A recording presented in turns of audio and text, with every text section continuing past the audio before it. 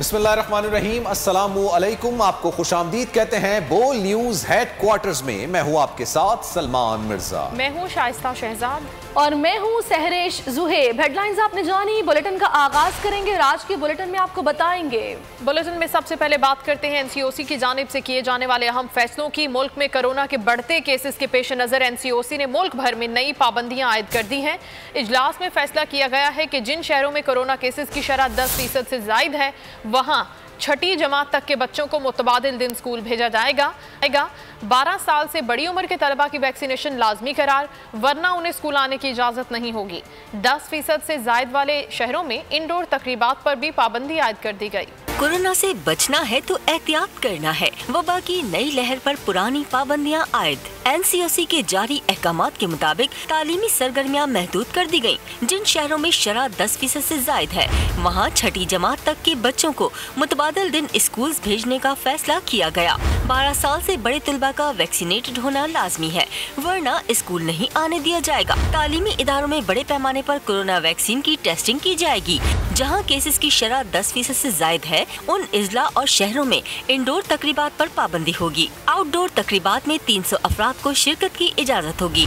10% से कम शरह वाले शहरों में इंडोर तकरीबात में 300 वैक्सीनेटेड अफराद शिरकत कर सकेंगे। आउटडोर तकरीबात में 500 वैक्सीनेटेड अफराद को शिरकत की इजाजत होगी। एनसीओसी के मुताबिक 10% से जायद शरह वाले शहरों में कराची का पहला नंबर है। उसके बाद हैदराबाद, इस्लामाबाद, रावलपिंडी, लाहौर, पेशावर और मुजफ्फराबाद 10% से जायद शरह वाले शहरों में शामिल हैं। कोरोना फैलाव वाले इलाकों में स्मार्ट लॉकडाउन लगाया जाएगा, ताहम मार्केटें और मुख्तलिफ कारोबारी सरगर्मियां मामूल के मुताबिक जारी रहेंगी। SOPs 20 से 31 जनवरी तक नाफिज रहेंगे। एनसीओसी की जानिब से स्कूल बंदिश के फैसले पर वालिदैन और साथिज़ा ने रद्द-ए-अमल दिया। General secretary all Sindh private school association Hamoodur Rab Jafri ने कहा कि एनसीओसी को मिलने वाला डेटा दुरुस्त है। पाबंदियां वहां लगाएं जहां शरह में इजाफा हुआ है।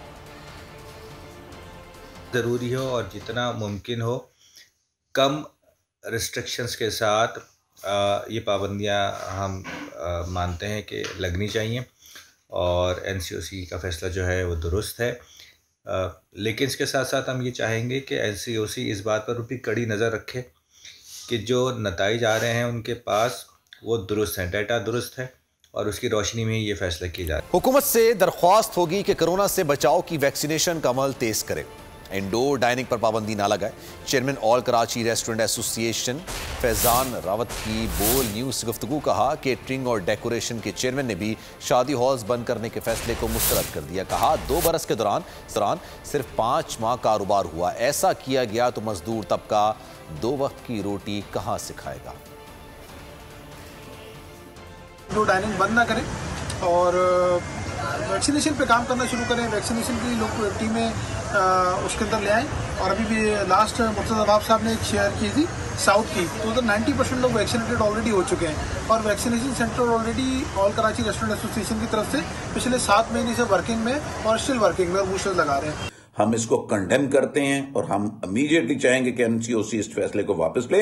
हम एसओपीज का ख्याल रखते हुए काम कर रहे हैं। शादी हॉल वाले कोई भी विदाउट एसओपी काम नहीं कर रहे। 10% मस्बत कोरोना केसेस वाले इलाकों में तमाम इंडोर सरगर्मियों पर 24 जनवरी से पाबंदी होगी। एडमिनिस्ट्रेटर कराची मुर्तज़ा वहाब ने वाज़ेह कर दिया। प्रेस कॉन्फ्रेंस के दौरान कहा कि कराची में कोरोना की शरह 30% से जायद हो चुकी है। अवाम कोरोना SOPs की सख्ती से पाबंदी करें। कोरोना केसेस में इजाफे के बायस अस्पतालों पर दबाव बढ़ रहा है।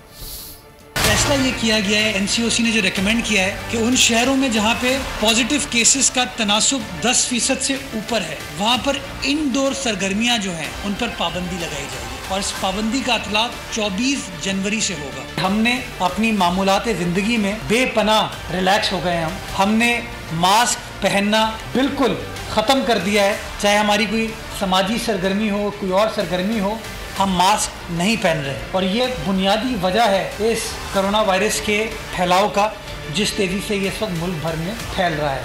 पिछले 24 घंटों में सिंध भर में ये नंबर अब बढ़ के वेंटिलेटर पे 22 अफराद का हो गया जो क्रिटिकल हैं इस वक्त, और तकरीबन 125 पेशेंट्स हैं जो कि ऑक्सीजन सपोर्ट पर हैं या बाईपैप पे। ये शो करता है कि कितना तेज़ी के साथ ये वायरस ना सिर्फ पॉजिटिविटी रेशो में तब्दीली लेके आ रहा है, बट इसके साथ साथ थोड़ा हमारे अस्पताल पर भी दबाव बढ़ना शुरू हो गया है। पंजाब हुकूमत का 15 मई को बल्दियाती इंतखाबात कराने का ऐलान, साथ ही नून लीग ने मुख्तलिफ शहरों में तरक्याती मनसूबों पर काम तेज करने की भी ठानी। वज़ीर-ए-आज़म इमरान खान ने भी उम्मीदवारों की फहरिस्तें तलब कर लीं। बड़े सूबे के लिए बड़ी तैयारी, बल्दियाती इंतखाबात के लिए हुकूमत की पेशबंदी। वजीर बल्दियात पंजाब मियां महमूदुर रशीद ने ऐलान किया कि सूबे में 15 मई को बल्दियाती इंतखाबात होने जा रहे हैं। हुकूमत पंजाब ने इंतजामात को हतमी शक्ल देने के लिए प्लान तरतीब दे दिया। बराह रास्त बल्दियाती इंतखाबात में हर शहरी अपना नुमाइंदा खुद मुंतखब करेगा। तहरीक इंसाफ ने पंजाब के बल्दियाती इंतखाबात पर तवज्जो मरकूज कर ली। वजीर आज़म इमरान खान ने भी बैठक बुला ली। बड़े शहरों बिलखुसूस नून लीग के गढ़, लाहौर, रावलपिंडी, मुल्तान, फैसलाबाद और गुजरावाला में तरक्की के लिए ठोस मुहिम चलाने की हिदायत कर दी। वज़ीर आज़म इमरान खान ने बल्दियाती उम्मीदवारों की एक माह में फहरिस्तें तलब कर ली। ये फहरिस्तें तंजीमी अहदेदारान और हल्कों के नुमाइंदों की मुशावरत से तैयार की जाएंगी। मरियम नवाज की बरियत की दरख्वास्त अदालत के साथ धोखाधड़ी के मुतरादिफ है। बयान किए गए हकायक दुरुस्त नहीं है। ट्रायल कोर्ट में एवनफील्ड रेफरेंस का साफ शफाफ ट्रायल हुआ। नैब ने इस्लामाबाद हाई कोर्ट में जवाब जमा करा दिया। लीगी रहनुमा की अपील खारिज करने और मिसाली जुर्माने लगाने की भी इस्तदा कर दी। एवनफील्ड रेफरेंस पर मरियम नवाज की बरियत की दरखास्त पर नैब का जवाब। मरियम नवाज की दरखास्त में बयान किए गए हकाइक गलत करार दे दिए। नैब के जवाब में कहा गया है कि बरियत की दरखास्त में लगाए गए इल्जामात पर सुप्रीम कोर्ट पहले ही फैसला दे चुकी है। एवनफील्ड रेफरेंस में एहतसाब अदालत ने तमाम कानूनी तकाजों को पूरा कर सजा सुनाई। जवाब के मुताबिक मरियम नवाज के वालिद नवाज शरीफ, भाई हसन और हुसैन नवाज अदालती मफरूर हैं। मुल्जिमान ने लंदन फ्लैट्स की मनी ट्रेल नहीं दी। नवाज शरीफ बताएं लंदन जायदादें कैसे खरीदी, पैसा कैसे मुंतकिल किया गया। जवाब के मुताबिक सुप्रीम कोर्ट ने फैसले पर अमल दरामद के लिए निगरान जज मुकर्रर किया। मरियम नवाज के निगरान जज पर इल्जामात तौहीन अदालत के जुमरे में आते हैं। पैनामा केस की समाअत करने वाले जज अभी भी जुडिशल सर्विस में हैं। दरखास्त नाकाबिल समाअत है, उसे खारिज किया जाए और मरियम पर मिसाली जुर्माना आयद किया जाए। अदालत में सबूत और जवाब देते हुए नैब को कोरोना हो जाता है। इमरान साहब और उनके टाउट बहाने ना बनाएं, सबूत लाएं।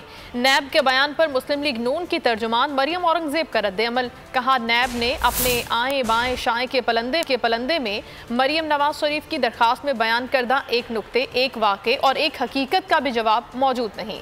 सियाह किरदारों के सफ़े काले करने से काम नहीं चलेगा।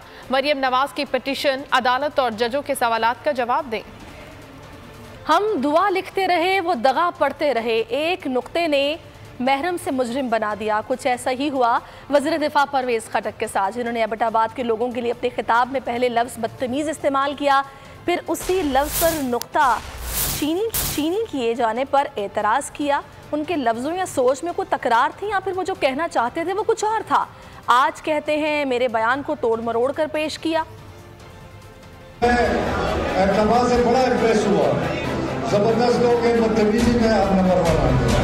उन्हें एबटाबाद उनको बदतमीज कहा, ये जिस बेवकूफ़ ने कहा तो मैं उस पर लानत भेजता हूँ, क्योंकि मैं सोच सकता हूँ, मैं कह सकता हूँ। जबरदस्त लोग हैं, बदतमीजी में आप नंबर 1 आते हैं। मैं एज ए प्रेसिडेंट और एज ए इंसान ऑल्सो, एबटाबाद लोग मेरे दोस्त भी हैं, मेरे अजीज बहुत है, तो ये बिल्कुल झूठा प्रोपेगेंडा है। इस पर ना जाएं कि अपोजिशन के पास इसके अलावा और कोई बात नहीं, सिर्फ झूठे प्रोपेगेंडे के अलावा।